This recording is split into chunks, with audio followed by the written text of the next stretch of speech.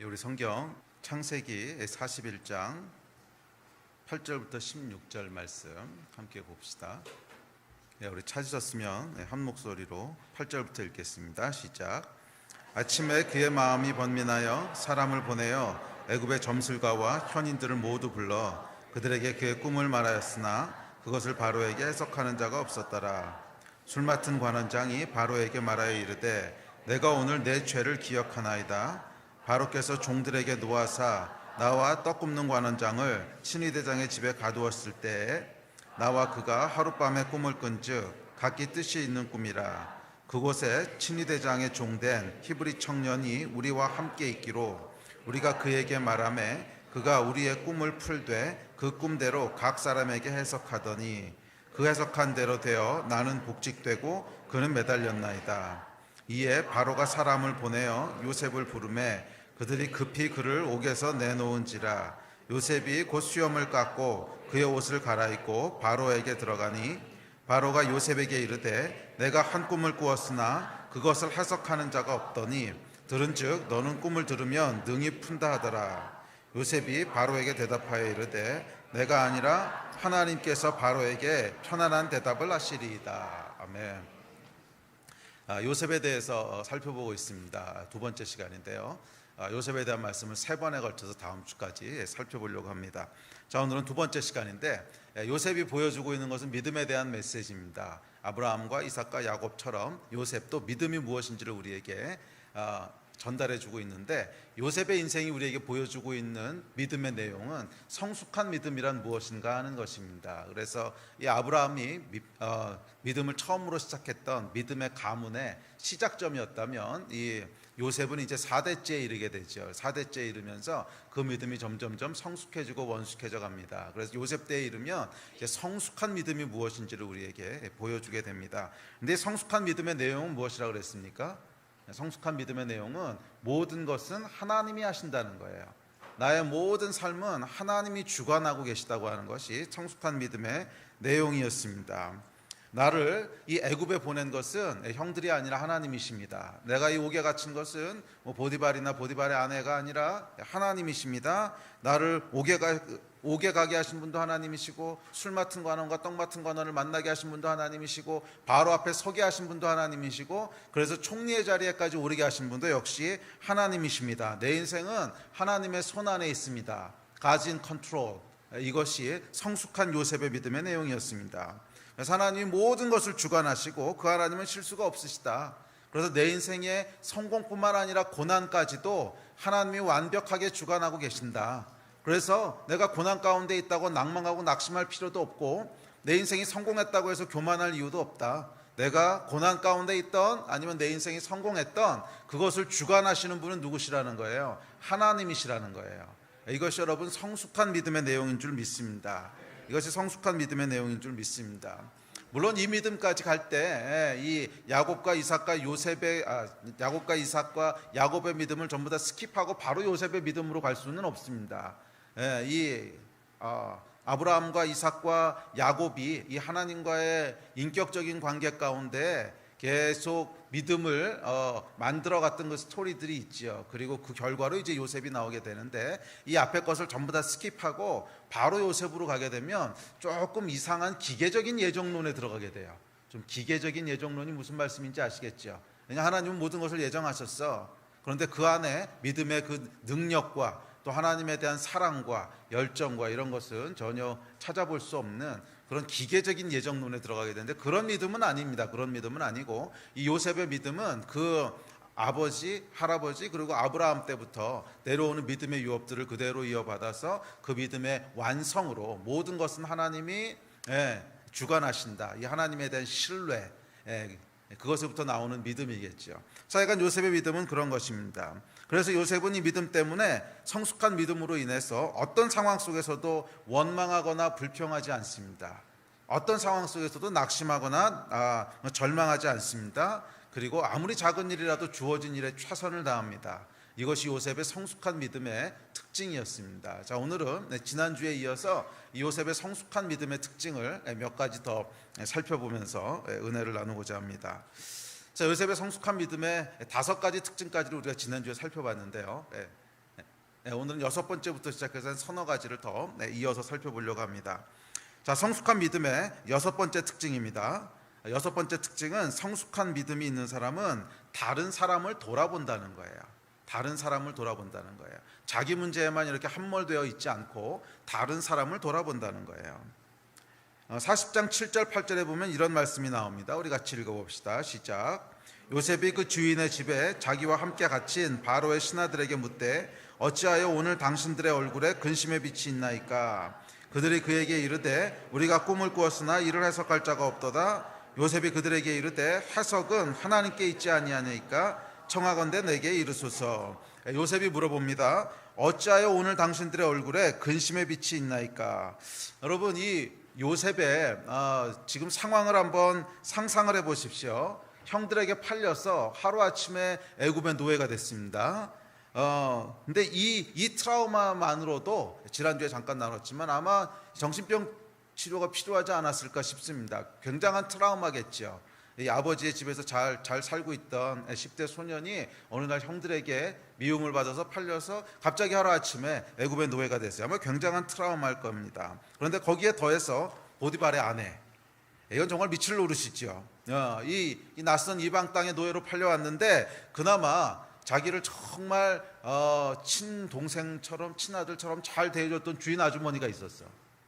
그잖아. 이 주인 아주머니가 얼마나 천사 같았겠어요. 요셉을 좋아했으니까. 그래서 정말 와 하나님께서 천사를 보내셨구나. 그래서 천사가 정말 자기를 돌봐주고 잘해주고 그러던 주인 아주머니가 갑자기 어느 날 돌변해가지고서 자기를 유혹하더니 그것도 모자라가지고서 파렴치범으로 만들어가지고 감옥에다 집어넣어 버렸어요. 여러분, 이것은 아마 굉장한 충격이었을 겁니다. 굉장한 충격이었을 거예요. 그래서 사람이 여러분 이렇게 가장 믿고 신뢰했던 사람들, 형들, 그 다음에 정말 잘된 천사 같은 주인 아줌마, 뭐 이런 사람으로부터 뒤통수를 심하게 맞게 되면요 대부분 나타나는 증상이 있는데 처음 나타나는 증상이 대인기피증입니다. 이건 제가 목회를 오래 해봐서 알아요. 이렇게 충격을 심하게 먹고 사람에게 뒤통수를 맞으면요 제일 먼저 나타나는 것이 대인기피증입니다. 사람을 안 만나려 그래요.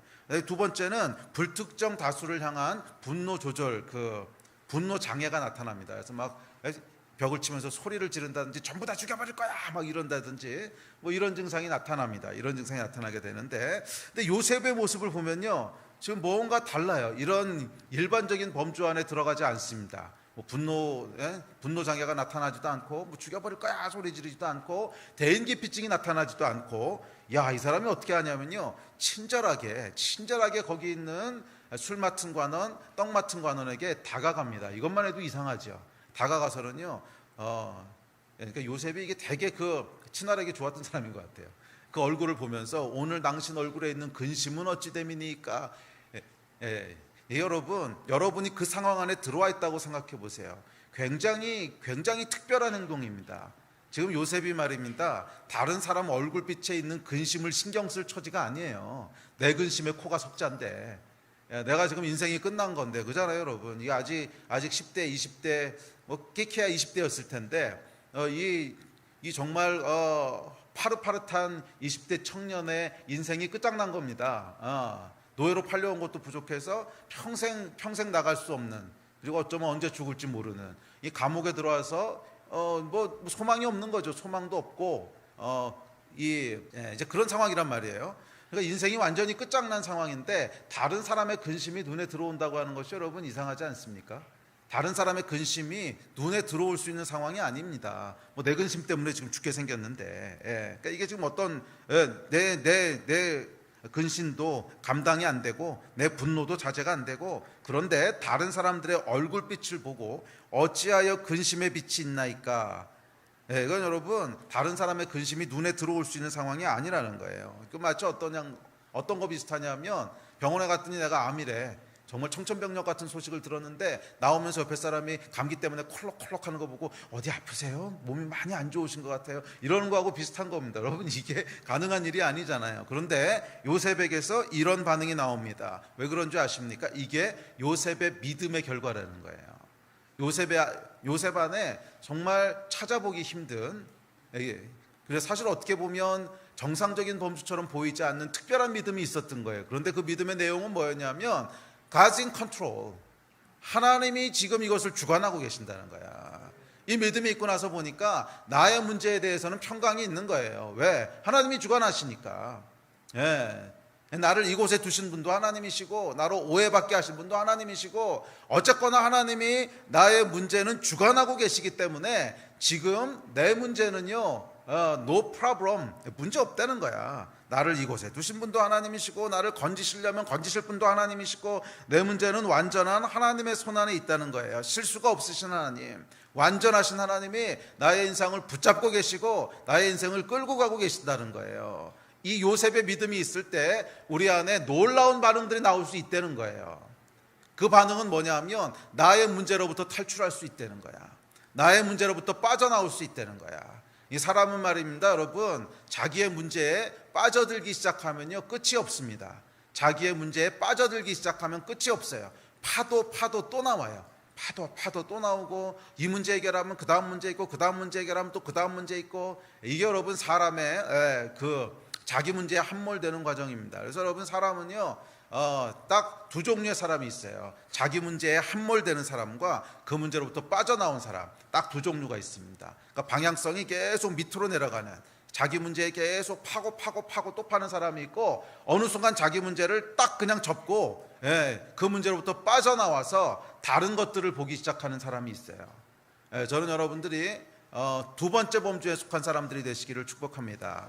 자기 문제에 함몰되어 있어서는 절대로 해답이 나오지 않기 때문에 그래요. 여러분의 문제에 계속 더 깊게 함몰된다고 해서 그 문제에 대한 해답이 나올 것 같습니까? 요셉의 상황을 한번 여러분 잘 생각해 보십시오. 그의 인생을 쭉 한번 이렇게 늘어놓고 보면 요셉이 자기 문제에 함몰됐다고 생각해 보십시오. 내가 노예로 왜 팔려왔을까? 이 노예로부터 어떻게 벗어날 수 있을까? 그러다 이제 오해를 받아서 감옥에 갔어. 그럼 이 감옥에 내가 왜 왔을까? 나를 감옥에 집어넣은 놈들은 누구지? 이 놈들에게 어떻게 복수하지? 여기서 어떻게 빠져나가지? 이거 여러분 아무리 오래 그 문제에 함몰되고 생각하고 고민하고 노력한다고 해서 방법이 있었겠어요? 없었잖아요. 아무리 거기서 노력한다고 해도 요셉이 여기서 빠져나올 수 있는 방법은 전혀 없었다는 거야. 이게 여러분 우리에게 던져주고 있는 메시지입니다. 저와 여러분이 나의 문제에 아무리 깊게 빠져들고 고민하고 많은 시간을 투자한다고 해도 그 문제에서 빠져나올 수 있는 길이 있겠냐고, 없다는 거예요. 이 해결책은 누구에게 있는 거예요? 하나님께 있는 거예요. 그래서 오직 믿음으로만 우리가 여기서부터 자유케 될 수 있습니다. 이 God's in control, 하나님이 모든 것을 주관하십니다. 나를 이곳에 두신 분은 하나님이십니다.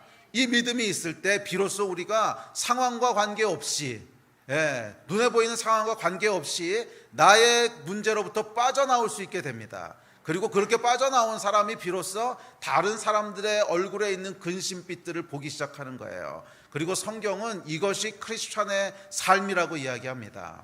크리스찬의 삶은요 자기 문제를 계속 붙잡고 이렇게 이거 어떡하지 저거 어떡하지 근심하고 염려하고 조바심 내는 게 아니에요. 사도행전에 등장하는 예수님의 제자들, 초대교회 성도들의 모습을 보십시오. 자기 문제 때문에 고민했다는 기록은 한 줄도 등장하지 않습니다. 모두 다 무엇을 위해 살았던 사람들이에요? 주변에 있는 이웃들을 위해 살았던 사람들이에요. 이웃 사람들에게는 근심의 빛은 뭔가? 저 영혼이 지옥 가게 되면 어떻게 되는 건가? 저 영혼도 하나님을 알아야 되는데 다 이웃에 대한 관심으로 살았던 사람들이지 자기 문제에 함몰되었던 사람들이 아니라는 거예요. 현대 기독교의 여러분 가장 큰 문제가 무엇인지 아십니까? 현재 기독교의 가장 큰 문제, 기독교가 능력이 없어지고 열심히 믿는 것 같은데 돌파가 일어나지 않는 가장 크고 중요한 문제는 자기 문제에 함몰되어 있다는 거예요. 거기는 해답이 없어요. 자기 문제에 함몰되어 있다는 거예요. 성경은 여러분 그렇게 해서 해결된 이야기가 기록되어 있지 않아요. 그러면 내 문제는 하나님이 주관하고 계셔. 이 믿음을 가지고 훌쩍 뛰어넘어서 다른 사람 얼굴에 있는 근심의 빛을 보기 시작할 때 내 문제는 그냥 하나님이 해결하시는 거야. 그렇게 하나님께서 우리 인생을 주관하시고 해결해 오셨지 자기 문제를 붙잡고 막 염려하고 근심하고 이렇게 해서 해결하지 않았다는 거예요. 저는 저와 여러분의 삶 가운데 요셉의 믿음이 충만하기를 주의 이름으로 축복합니다.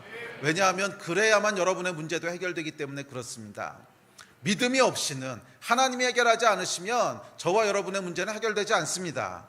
그런데 그 믿음은 어떤 믿음이에요? 하나님이 주관하신다는 믿음이지. 예. 하나님이 내 인생은 주관하고 계셔. 하나님이 내 인생은 붙잡고 계셔. 네, 내가 감옥에 갈지라도 또는 바로의 총리가 될지라도 이 모든 것은 하나님이 주관하시는 거야. 예, 내가 성공해도 하나님이 성공케 하신 것이고 내가 실패해도 하나님이 실패하게 하신 거야. 이 믿음이 있을 때 비로소 여러분이 복을 누리게 되실 줄 믿습니다. 예.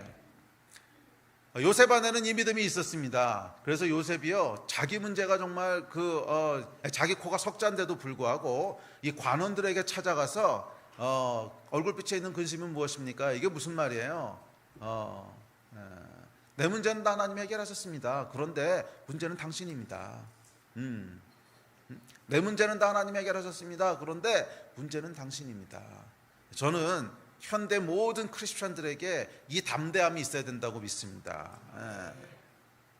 비록 내가 어떤 위기 가운데 있을지라도 그 눈에 보이는 상황으로는 뭐 주변 사람들이 걱정해 줄 만한 그렇죠. 요셉은 지금 이 목에 갇힌 거잖아요. 언제 나올지 언제 죽을지 모르는. 주변에 있는 사람들 눈에는 요셉이 심히 걱정스러워 보였어요. 그런데 요셉에게는 어떤 담대함이 있었냐면 내가 걱정이 아니라 네가 걱정입니다. 이 담대함이 있었다는 거예요.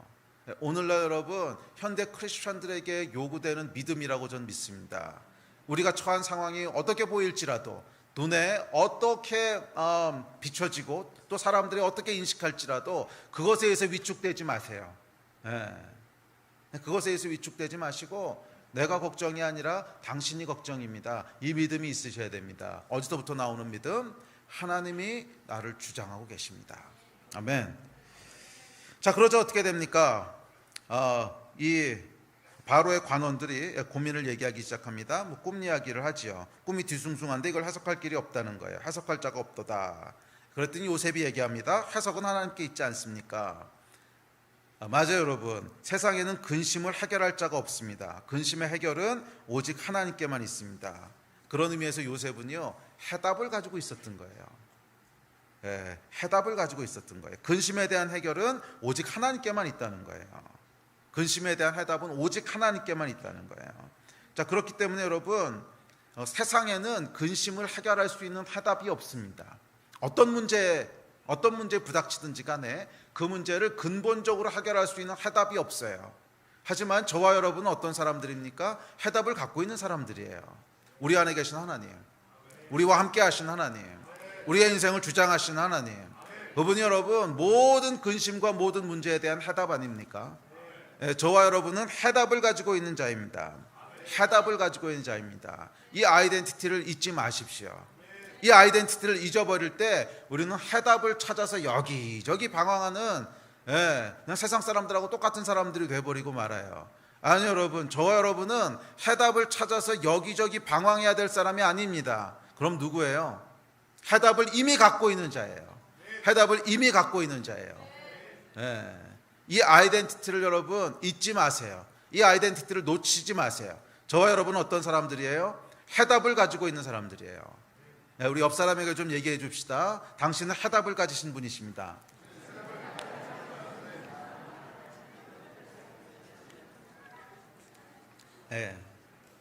정말 여러분 믿으십니까? 내 안에 계신 하나님께서 진짜 해답이라고 믿으십니까? 모든 문제에 대한 해답은 하나님이시라고 여러분 믿으십니까? 이걸 정말 믿는다면요, 움직이게 돼 있어요. 왜? 내가 해답을 갖고 있는데, 이 해답을 갖고 있는데 주변 사람들의 문제가 보이기 시작하게 돼 있어요. 왜? 해답을 내가 알고 있는데. 그렇지 않습니까, 여러분?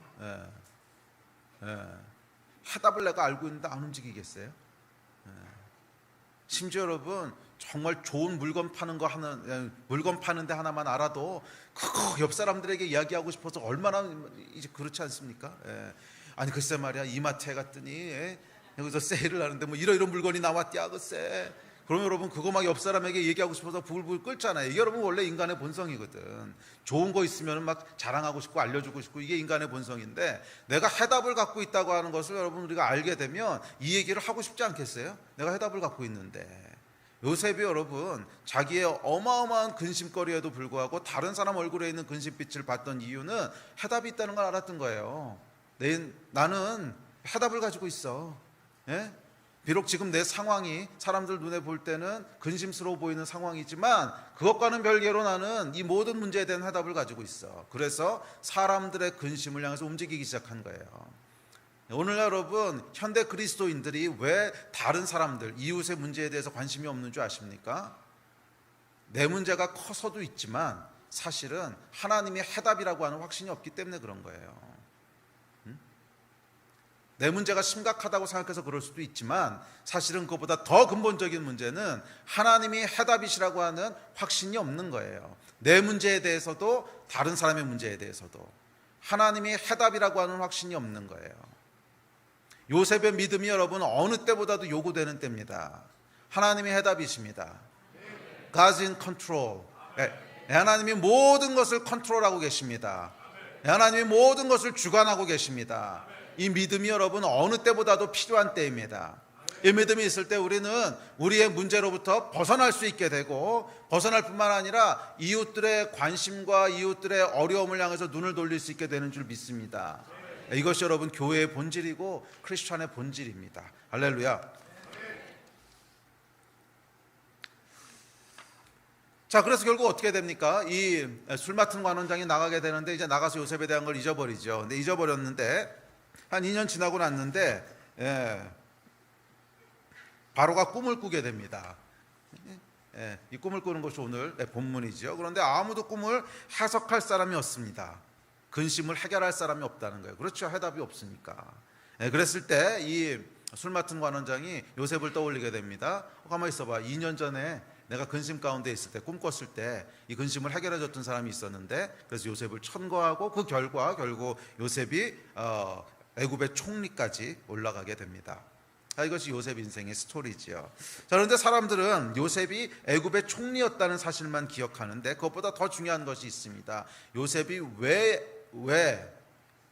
또 어떻게 애굽의 총리가 됐는가 하는 것이 훨씬 더 중요하지 않습니까? 요셉이 왜 애굽의 총리가 됐습니까? 간단합니다. 해답을 가지고 있었으니까. 이 바로가 이렇게 보니까 요셉을 보니까 얘 안에는 솔루션이 있네.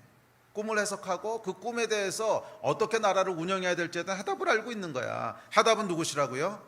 요셉 안에 계셨던 하나님이셨어요. 그래서 이 바로가 보니까 요셉이 해답을 가지고 있는 거야. 그것이 여러분 총리가 됐던 이유였습니다. 왜 요셉이 총리가 됐습니까? 해답을 가지고 있으니까. 자, 두 번째, 어떻게 요셉이 총리가 됐습니까? 자기 문제가 아니라 다른 사람들의 문제를 돌아보기 시작했을 때 그걸 통해서 총리가 된 거예요.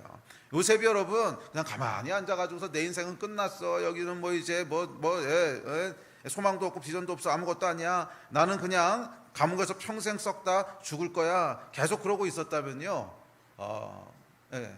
요셉은 그렇게 요셉의 인생은 그냥 그렇게 끝났을 거예요. 그런데 요셉이 다른 사람들을 돌아보기 시작했을 때 그것이 요셉의 인생을 총리의 자리까지 올라가게 했습니다. 자, 여러분 요셉이 말이에요. 자기가 처한 상황을 바라보면서 불평하고 비관하고 원망했다면 어떻게 됐을까요? 여러분 이게 사실은 우리가 너무 쉽게 하는 거잖아요. 조금 힘든 일이 생기거나 조금 어렵게 하는 사람이 있거나 그럼 제일 먼저 나오는 게 뭐예요? 불평이잖아. 불평, 원망, 또 조금 힘든 일이 생기면 낙심. 요셉이 말입니다, 여러분. 불평하거나 원망하거나 낙심하거나 그랬다면 어떻게 됐을 것 같아요? 요셉은 그냥 감옥에서 평생 썩다 죽었을 겁니다. 요셉의 인생은 그냥 저주로 남아 있었을 거예요. 그런데 요셉이요, 자기의 비참한 상황을 비관하고 원망하고 불평하고 그러는 대신 그 자리를 믿음으로 박차고 일어나서 주위를 둘러보기 시작했을 때, 다른 사람들에게로 관심을 갖기 시작했을 때 요셉의 이 절망적으로 보이는 상황이 바뀌어서 오히려 복의 기회가 됐다는 거예요. 우리를 여러분 복받게 하는 것은 작년하고 올해하고 제가 계속 반복적으로 얘기하는 것인데 그 통로는 사람들입니다. 우리를 복받게 하는 것은 사람들이에요. 그래서 다른 사람들에 대해서 관심을 가지지 않는 사람은 결국 복이 들어오질 않아요. 결국 복이 들어오질 않아요. 사람은 참 밀어내요. 그냥 내 안에 있는 문제들, 나를 지금 힘들게 하는 것들, 그냥 그것만 해결하면 어떻게 될 줄 알고 계속 거기 매달리는데 그렇게 해서 해결이 안 된다는 거야. 오히려 하나님의 복이 우리에게 부어져야 되는데 그 복이 들어오기 위해서는 복이 들어오는 통로들을 계속 이렇게 세워가야 될 거 아니에요. 통로가 다 무너져 있는데 어떻게 복이 들어오겠어? 그래서 여러분, 어떤 사람이 결국 복을 받게 되냐면 다른 사람에게 관심을 가지는 사람이 복을 받게 돼 있어요. 복 받는 여러분 되시기를 축복합니다.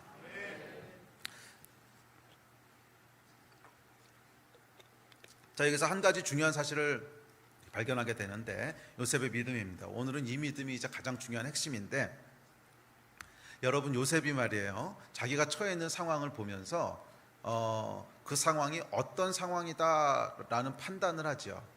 우리도 마찬가지입니다. 우리가 어떤 상황 가운데 들어가게 되면 지금 이 상황은 위기야, 또는 지금 이 상황은 재수가 없는 상황이야, 큰일 났다, 좋다, 하여간 우리가 뭔가 상황을 판단을 합니다. 그러니까 판단이라고 하는 것은 뭐냐면 이 상황이 어떤 상황이야 하는 것을 내 안에 있는 어떤 내 자아가 이제 디파인을 하는 거죠. 정의하고 규정하는 거죠. 이 상황은 좋은 상황이야, 이 상황은 나쁜 상황이야, 또는 이 상황은 지금 저주받은 상황이야, 이 상황은 축복받은 상황이야, 이 상황은 위기야, 이 상황은 안전해, 이런 것들을 디파인을 합니다. 그런데 여러분, 요셉은 말이에요, 이 상황을 디파인할 때 무엇에 의해서 디파인했나 보세요. 많은 사람들이 저지르는 실수가 뭐냐면 상황을 무엇에 의해서 디파인하냐면 그 상황을 이루고 있는 여러 조건들을 가지고 디파인합니다. 상황의 조건들을 쭉 둘러봅니다. 가만히 있어봐, 내가 좀 어떻게 된 거지? 감옥에 있잖아. 이 감옥이라고 하는 조건을 가지고 상황을 디파인하려고 하면 큰일 났네, 재수 없네, 힘드네, 이런 식으로 디파인 되는 거예요. 또 지금 내가 왕의 친위대장, 정말 권력 있는 이 사람한테 찍혔네, 이 조건을 가지고 상황을 바라보면 굉장히 저주받은 상황이고 소망이 없는 상황이야. 근데 여러분, 많은 경우 우리가 이렇게 상황을 규정한다는 거예요.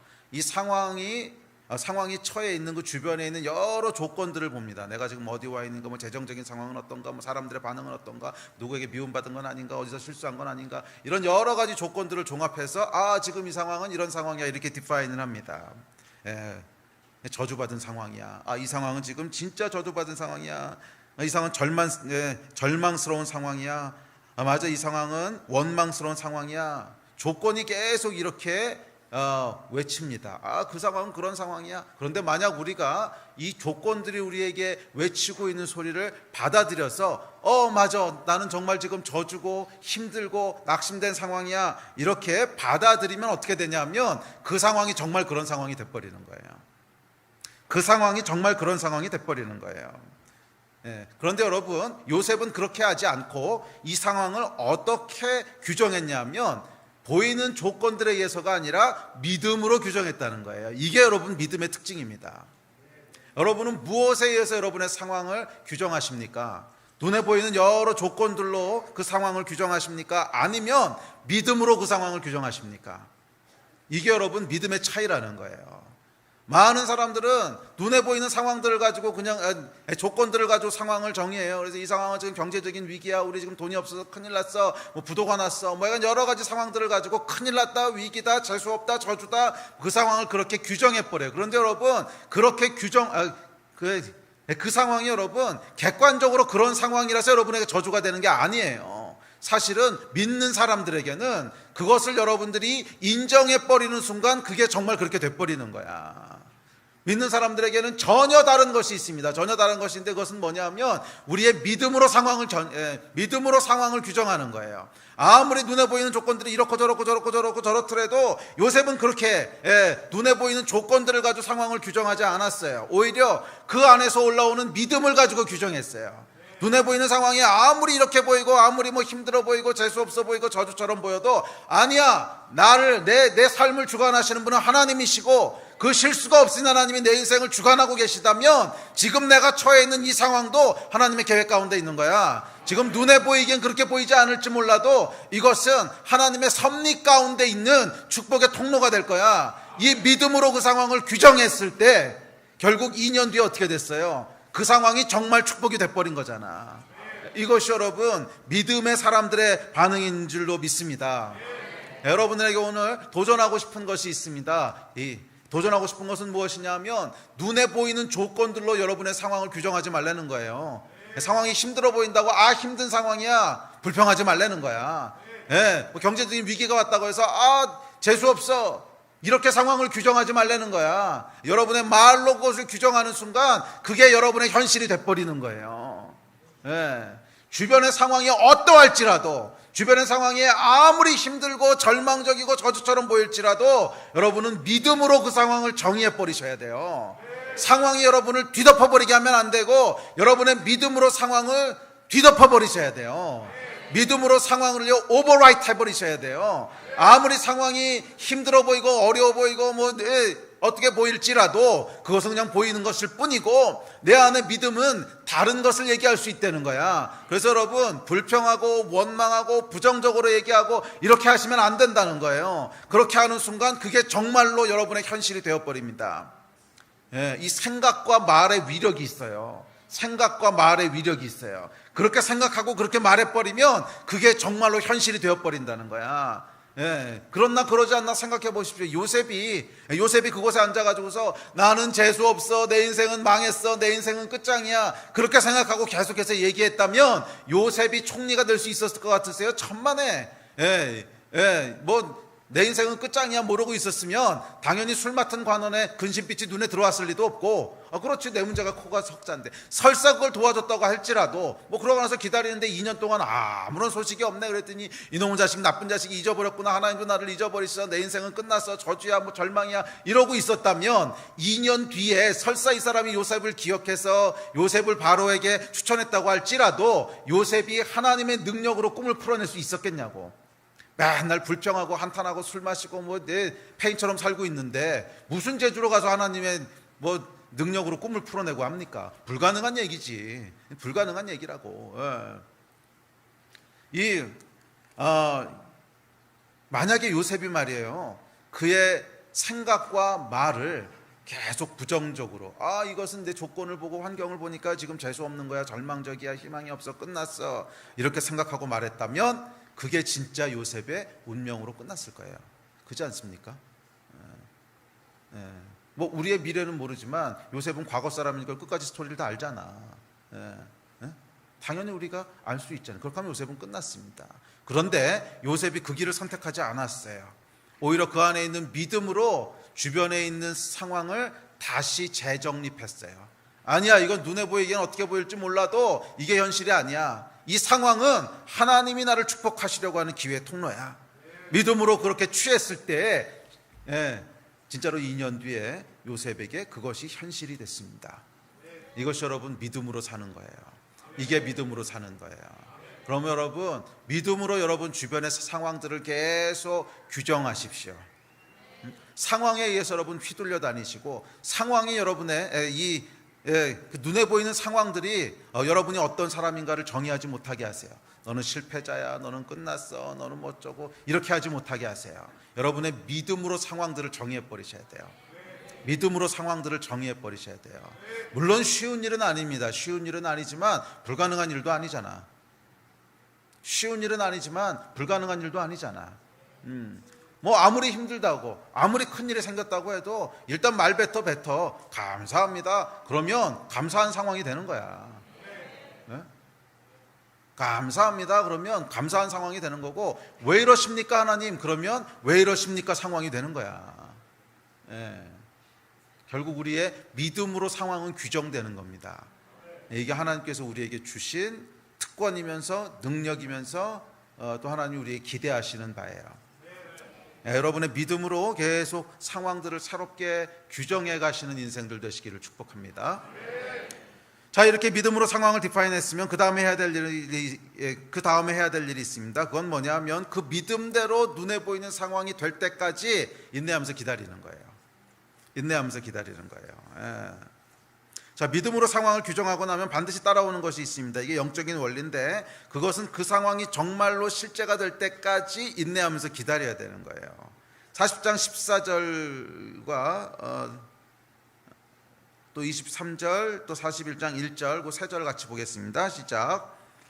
당신이 잘 되시거든 나를 생각하고 내게 은혜를 베풀어서 내 사정을 바로에게 아뢰어 이 집에서 나를 건져주소서. 술 맡은 관원장이 요셉을 기억하지 못하고 그를 잊었더라. 만 2년 후에 바로가 꿈을 꾼즉 자기가 나일 강가에 서 있는데 요셉이 술 맡은 자의 꿈을 풀어주고는 잘 부탁합니다 얘기했는데 새까맣게 잊어버립니다. 그리고 얼마가 지났대요? 2년이 지난 거예요. 이 2년이 여러분 요셉에게 어땠을까? 아마 하루가 1000년 같았을 겁니다. 분명히 부탁했는데 분명히 술 맡은 관원이 복직이 됐는데 그럼 바로에게 얘기했을 텐데 오늘 얘기할래나? 오늘은 바로를 만날 기회가 없었나? 이번 주에 바로가 뭐 감기가 들렀나? 뭐 아팠나? 뭐 계속 그러지 않았겠어요? 하루 또 오늘은 왜 연락이 없지? 오늘은 왜 연락이 없지? 예. 그러다 1년쯤 지나고 나서 이제 현실이 파악이 됐겠죠. 이놈의 자식이 잊어버렸구나. 뭐 이러고 이제. 자, 어쨌든지 간에 여러분 믿음으로 우리가 상황을 규정을 하지 않나요? 믿음으로 상황을 정의하잖아요. 그러면 반드시 요구되는 2년이 있습니다. 상징적인 기간이지. 상징적인 기간 2년이 있어요. 이건 뭐예요? 우리의 믿음의 진실성이 입증되는 기간이에요. 우리의 믿음의 진실성이 입증되는 기간이에요. 그리고 이 2년의 기간을 통해서 우리의 믿음의 진실성이 입증될 때 그때 비로소 우리가 믿음으로 정의했던 것들이 진짜로 실체가 됩니다. 그러니까 이 2년이라고 하는 건 어떤 기간이냐면 우리가 믿음으로 정의한 상황들이 실체가 될 것인지 아니면 불발탄으로 끝날 것인지가 결정되는 기간이에요. 그래서 많은 경우 여러분 뭐 그런 생각 드신 분들이 있을 거예요. 목사님 아무리 그렇게 말씀하셔도 제가 지금 20년 신앙생활 하면서 믿음으로 믿습니다 했던 일들 많은데 이거 안 되는 거 투성이에요. 뭐 이런 분들 아마 분명히 있을 거예요. 초신자들이 훨씬 좋아.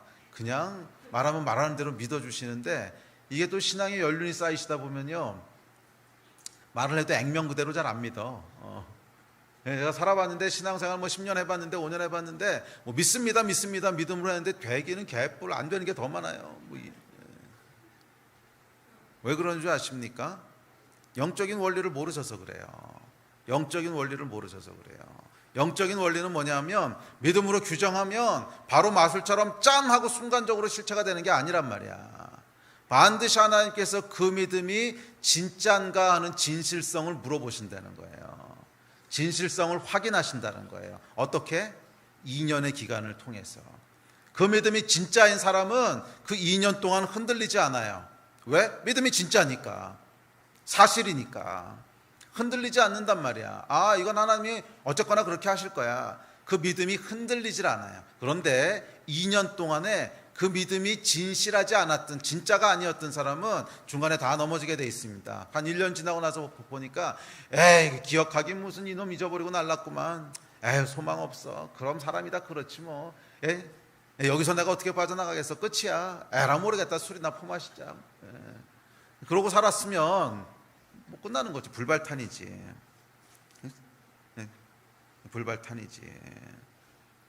여러분, 이 2년의 기간 동안을 신실하게 믿음을 지키셔야 돼요. 신실하게 믿음을 지키셔야 돼요. 내가 믿음으로 아니야. 이 상황은 아무리 힘들어 보여도, 이 상황은 아무리 절망적이고 아무리 우리가 뭐 끝난 것처럼 보여도 끝난 게 아니야. 하나님께서 오히려 축복의 기회로 쓰실 거야. 그렇게 여러분이 믿음으로 규정하셨다면, 디파인하셨다면 그 다음에는 그것이 이루어질 때까지, 언제까지? 이루어질 때까지. 언제까지? 이루어질 때까지 믿음을 지키시는 거예요.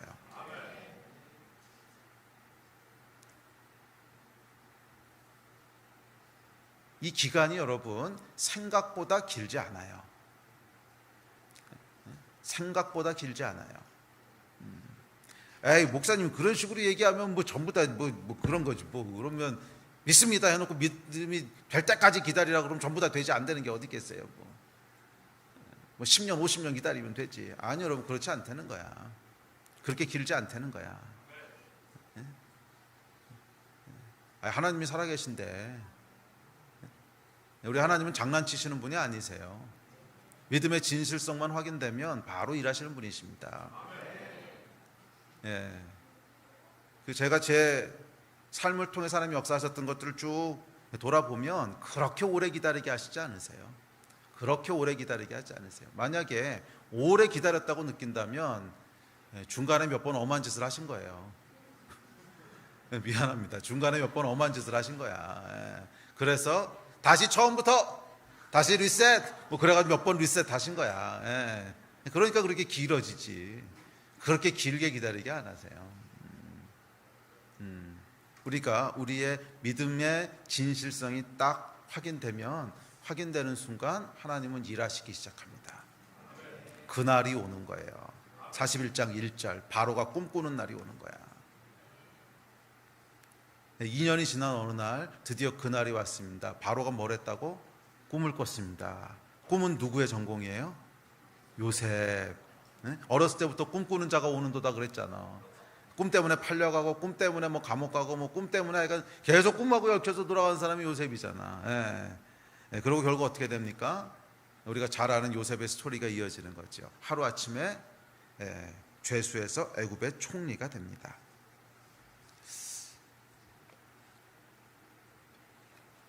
하나님이 일하시는 방법은요, 기다림을 요구하시는데, 항상 인내와 기다림을 요구하시는데, 또 일하실 때는요 급하고 빠르게 일하세요. 이 영적인 원리들을 아셔야 돼요. 이 영적인 원리들을 아셔야 돼요. 반드시 하나님께서는 기다릴 것을 요구하세요. 왜냐하면 믿음의 진실성을 테스트하시거든. 진짜 너 내가 할 거라고 믿어? 그러니까 요셉의 믿음을 테스트하시는 거예요. 너 내가 모든 것을 주관한다며. 그러니까 그게 네 믿음이라며. 내가 모든 것을 주관한다고 하는 게 네 믿음이라며. 너 그 믿음 진짜야? 테스트하시는 거야. 기다리라는 거예요. 진짜로 내가 주관한다고 네가 믿는다면 가만히 기다려봐. 마음을 지키면서 기다려봐. 이렇게 하나님 지켜보십니다. 2년 지켜보셨어요. 흔들림이 없어. 아, 진짜구나. 오케이. 그럼 하나님이 일하시기 시작하는데, 일하시기 시작하면요 급하고 빠르게 일하세요. 급하고 빠르게 일하세요. 여러분, 요셉이 감옥의 죄수에서부터 총리까지 승진하는데 얼마나 시간이 걸렸을까요?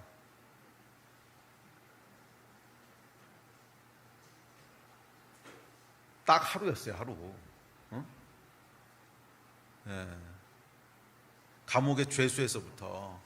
감옥의 죄수면 여러분 바닥도 아니고 지하지요. 지하. 마이너스 3단계 5단계 여기서부터 시작을 한 거야. 다들 이제 0에서부터 시작을 한다면 마이너스 3단계. 거기서부터 이제 승진을 해가는데 올라갈 수 있는 가장 꼭대기가 이제 총리입니다. 뭐 왕은 안 되니까, 왕은 타고나야 되니까 가장 꼭대기가 총리인데, 보통 일반적으로 여러분 이 정도 승진하려면 몇 년 걸릴 것 같으세요? 아주 능력 있고 운이 좋아야 평생 걸리는 거 아닙니까? 근데 얼마 걸렸어요? 딱 하루 걸렸어요. 요셉이 말입니다, 여러분 9급 공무원 시험 쳐가지고 들어가지 않았습니다. 9급 공무원 시험 쳐가지고 들어가가지고 주무관 되고 계장 되고 과장 되고 국장 되고 실장 되고 그러다가 이제 차관보 되고 차관 되고 그 다음에 장관 되고 그러고 총리 되고 이렇게 올라간 게 아니었다는 거예요. 이렇게 올라간 게 아니라, 그럼 어떻게 올라갔어요? 그냥 하루아침에 올라갔어요. 이게 여러분 조금 조심스럽기는 해요. 뭐 이거 믿고 이제 일확천금 하려고 하는 어리석은 사람들이 있을까봐 조금 조심스럽긴 한데, 그 전에 2년의 기간이 있었다고 하는 걸 기억하십시오. 그래서 믿음의 신실함을 검증된 사람은요 하나님께서 일하실 때는 급하고 빠르게 일하십니다. 하루 만에 그냥 상황을 바꿔버리시는 거예요. 하루 만에 상황을 바꿔버리시는 거예요. 이 하나님이 일하실 때 보면 뭐 점진적으로 일하시는 경우도 있으세요. 점진적으로 일하시는 게 전혀 없으시는 건 아닌데, 그럼에도 불구하고 하나님이 마음만 먹으시면 점진적이고 순서고 차례고 전부 다 무시하고 하루아침에 뒤바꾸실 수 있으세요, 없으세요? 있으시다는 거예요. 그게 우리 하나님이 일하시는 방식입니다. 그러므로 여러분, 오늘까지 눈에 보이는 소망이 없다고 해서 절망하거나 불평하지 마세요. 내일 하루에 판이 다 바뀌어버릴 수도 있어요. 아니, 하나님이 나를 총리까지 올리신 다음에 오늘까지 내가 죄수야, 아직 제로에도 못 갔어, 마이너스야. 그럼 언제 올라가는 겁니까? 이거 아무리 올려다 봐도 소망이 없어. 제로에서부터 시작해도 이제 주무관 됐다, 그 다음에 뭐 과장 됐다, 실장 됐다, 차관보 됐다, 이렇게 올라가려면 시간이 얼만데 그럼 아직 0에도 못 갔어. 이거 언제 되는 거예요? 이렇게 얘기하지 말라는 거야. 하나님께서 일하시려고 하면 하루아침에도 총리를 만드실 수 있는 분이 하나님이신 줄 믿습니다. 제한이 없으신 분이 하나님이신 줄로 믿습니다. 그러므로 여러분, 2년의 기간을 충실되게 믿음을 지키십시오. 뭐 나는 어때? 나는 이래? 뭐 나는 끝났어? 나는 소망이 없어? 이렇게 규정하지 말라는 거야. 그렇게 여러분을 규정하시면 그게 그냥 여러분이 돼버리는 거예요. 그렇게 여러분이 규정하시면 그 상황이 실체가 돼버리는 거예요. 2년의 상황 동안 믿음을 가지고 믿음을 흔들리지 마세요. 누가 뭐라 그래도 하나님께서 내 인생은 주관하십니다. 누가 뭐라 그래도 하나님께서 내 인생을 붙잡고 계십니다. 이 믿음을 가지고 2년의 기간을 버틸 때, 믿음을 지킬 때 그날이 임하게 하실 것이고, 하루 만에 하나님께서 애굽의 죄수에서 총리까지 오르게 하시는 놀라운 역사를 이루실 줄로 믿습니다. 그래서 제 인생도 보면 하나님께서 항상 저에게 믿음을 요구하실 때 구체적으로 요구하셨던 것은 기다림이었어요. 항상 그랬어요. 항상 기다리게 하셨어요. 내가 내 힘으로 뭐 하지 못하게 하셨어요. 이 사람이 말이에요, 믿음이 흔들리기 시작하면 뭘 하는 줄 아십니까? 꾀를 내기 시작해요. 내 힘으로 뭔가 해야 될 것 같아요. 이게 여러분 오늘 끼니 말씀 묵상하신 게 그거잖아요. 모세가 지금 올라갔는데 죽었는지 살았는지 모르겠어. 이 믿음이 흔들리기 시작하니까 대책을 찾아야지 이러고 나오는 거잖아. 대책을 찾아야지. 꾀를 내기 시작합니다. 그리고 꾀는 하나님 이외에 내 힘으로 할 수 있는 대책을 찾는 거예요. 내 힘으로 할 수 있는 대책을 찾는 거야. 여기서부터 여러분, 우리의 인생이 꼬이는 겁니다. 그럼 그냥 넋놓고 아무것도 안 하고 있어. 아무것도 안 하기 왜 아무것도 안 해? 요셉이 맡겨진 작은 일에 충성했다 그랬잖아. 할 수 있는 거 최선을 다해서 충성되게 했잖아. 그거 그냥 하고 있으면 되는 거야. 문이 안 열린다고 막 억지로 열라 그러지 말라는 거야. 편법 써가면서 넘지 말아야 될 선 넘어가면서 이렇게 하지 말라는 거야. 그냥 하나님이 문을 안 여시면 지금이 그냥 여기 있으라는 때인가 보다. 그러고 믿음으로 신실하게 꾀부리지 말고 내 힘으로 뭐 하려고 그러지 말고 그렇게 하라는 거예요. 아멘. 그게 믿음이에요. 그게 믿음.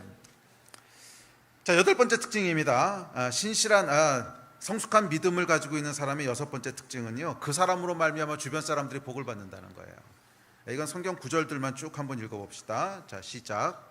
그의 주인이 여호와께서 그와 함께 하심을 보며 또 여호와께서 그의 범사에 형통하게 하심을 보았더라. 그가 요셉에게 자기의 집과 그의 모든 소유물 주관하게 한 때부터 여호와께서 요셉을 위하여 그 애굽 사람의 집에 복을 내리심으로 여호와의 복이 그의 집과 밭에 있는 모든 소유에 미친지라. 또 다음 구절 시작.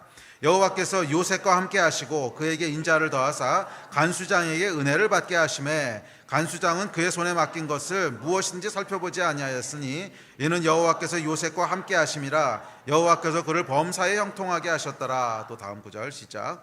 바로와 그의 모든 신하가 이 일을 좋게 여긴지라. 바로가 그의 신하들에게 이르되 이와 같이 하나님의 영에 감동된 사람을 우리가 어찌 찾을 수 있으리요 하고 요셉에게 이르되 하나님이 이 모든 것을 내게 보이셨으니 너와 같이 명철하고 지혜 있는 자가 없도다. 너는 내 집을 다스리라. 내 백성이 다 내 명령에 복종하리니 내가 너보다 높은 것은 내 왕자뿐이니라. 요셉이 애굽 왕 바로 앞에 설 때 30세라. 그가 바로 앞을 떠나 애굽 온 땅을 순찰하니 7배 풍년에 토지 소출이 심히 많은지라. 요셉이 애굽 땅에 있는 그 7년 곡물을 거두어 각 성에 저장하되 각 성읍 주위에 밭의 곡물을 그 성읍 중에 쌓아두매 쌓아둔 곡식이 바다 모래같이 심이 많아 세기를 그쳤으니 그 수가 한이 없음이었더라. 요셉 인생의 중요한 특징이 있는데요, 요셉이 가는 곳마다 주변 사람들이 복을 받았다는 거예요.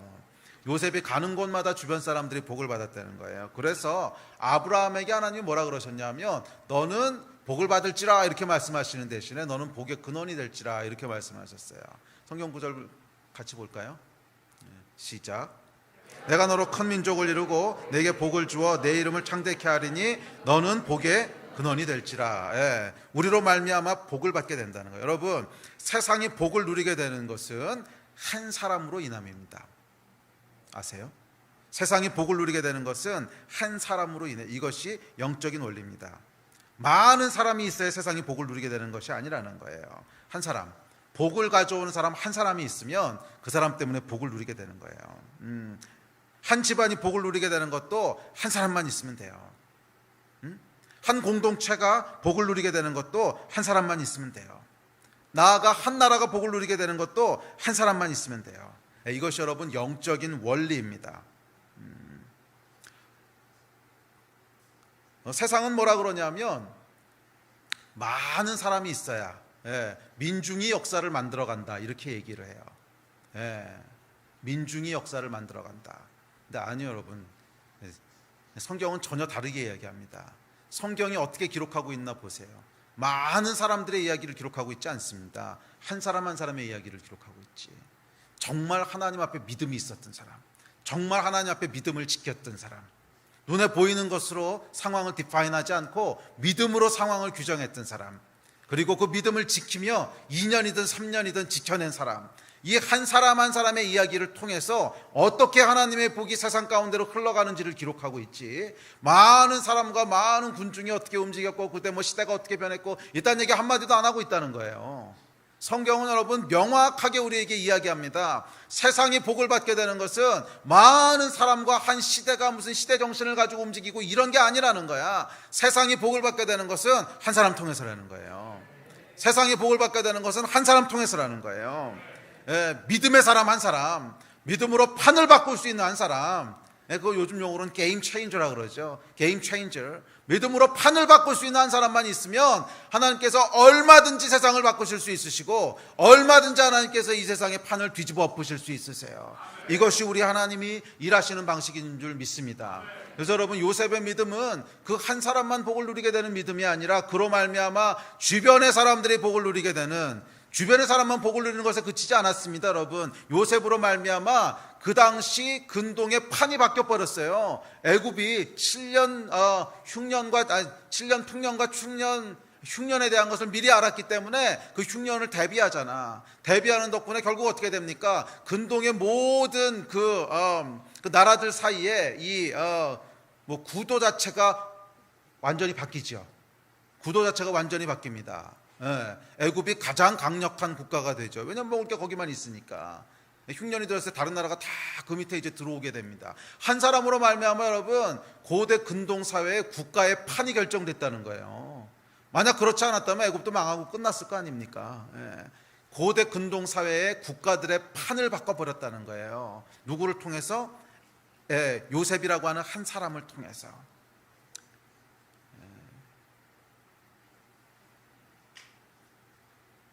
가정이 복을 누리는데 여러분, 믿음의 사람 한 사람만 있으면 돼요. 정말이에요. 믿음의 사람 한 사람만 있으면 돼요. 교회가 복을 누리려면 믿음의 사람 한 사람만 있으면 돼요. 우리나라의 판이 바뀔 수 있겠습니까? 눈으로 보기엔 힘들어 보일 수 있어요. 그러나 믿음의 사람 한 사람만 있으면 돼요. 그럼 하나님께서 판을 바꾸실 수 있어요. 요셉의 믿음이 충만하기를 주의 이름으로 축원합니다. 자, 마지막 9번째 특징이 있습니다. 9번째 특징은 성숙한 믿음이 있으면 악도 선으로 바꿔버린다는 거예요. 우리 말씀 같이 봅시다. 시작. 요셉이 그들에게 이르되 두려워 마소서, 내가 하나님을 대신하리이까? 당신들은 나를 해하려 하였으나 하나님은 그것을 선으로 바꾸사 오늘과 같이 만민의 생명을 구원하게 하시려 하셨나니. 여러분, 요셉이 성숙한 믿음으로 그 자리를 지켰을 때 형들은요, 좋은 의도로 요셉을 판 게 아니었어요. 하나님께서 요셉을 지금 애굽으로 보내라고 하시는구나, 장래에 우리를 구원하실 거야, 이렇게 한 게 아니라는 거야. 그냥 질투로, 미움으로, 악한 의도로, 악으로 그냥 한 거야. 그런데 요셉의 믿음이 있었을 때 이 악의까지도 선으로 바꿔버리셨다는 거예요. 이것이 여러분 성숙한 믿음의 특징입니다. 모든 것은 하나님이 주관하십니다. 모든 것은 하나님이 하십니다. 이 믿음의 고백이 있을 때 하나님께서는 악까지도 선으로 바꾸어 버리십니다. 이것이 여러분 성숙한 믿음의 특징인 줄 믿습니다. 우리 예배팀 나오십시오. 사실 예수 그리스도께서 그러셨잖아요. 예수 그리스도께서 이 땅에 계셨을 때 이 예수 그리스도를 십자가에 못 박아 죽였던 사람들의 이 악함, 잔인함, 죄악, 그런데 이게 오히려 어떻게 바뀌어 버렸어요? 온 인류를 구원하는 하나님의 축복으로, 선함으로 바뀌어 버렸잖아요. 이게 여러분 믿음의 능력입니다. 우리 주변에는 수많은 악함들이 있습니다. 수많은 악의들이 있습니다. 우리가 그 다음 주 금요일 날 제가 그 얘기를 잠깐 하려고 하는데, 실수하는 것 중에 하나가 뭐냐면 하나님의 공의, 하나님의 정의라고 하는 이름으로, 공의와 정의라고 하는 이름으로 이 악에 대해서 정죄하려고 해요. 악을 심판하려고 해요. 근데 많은 경우 실수하는 게 뭔지 아세요? 우리 안에 있는 마음을 잃어버려요. 공의, 정의, 그래서 악을 심판하고 악을 정죄하려고 하다 보면 우리 안에 뭐가 올라오냐면 분노와 미움이 올라와요. 근데 이게 하나님이 일하시는 방식이 아니거든. 분노와 미움은 이게 하나님이 일하시는 방식이 아니거든요. 오히려 예수께서는 어떻게 하셨어요? 이 세상의 모든 불의와 모든 악과 모든 잔인함을 그냥 믿음으로 삼키셨어요. 그냥 믿음으로 삼키셨어요. 그랬을 때 어떤 놀라운 기적이 일어납니까? 이 악의가 오히려 선으로 바뀌어버리는 거예요. 예수님만 그러셨던 것이 아니고 요셉도 마찬가지였잖아. 그 인생 가운데 형들의 악함이 있었어요. 불의가 있었어요. 그런데 요셉이 말입니다.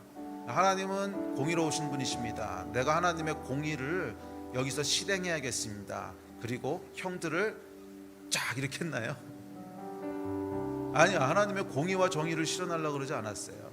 오히려 뭐라고 고백했습니까? 내가 하나님을 대신하리이까. 내가 하나님을 대신하리이까. 그랬을 때 하나님께서 어떻게 행하셨어요?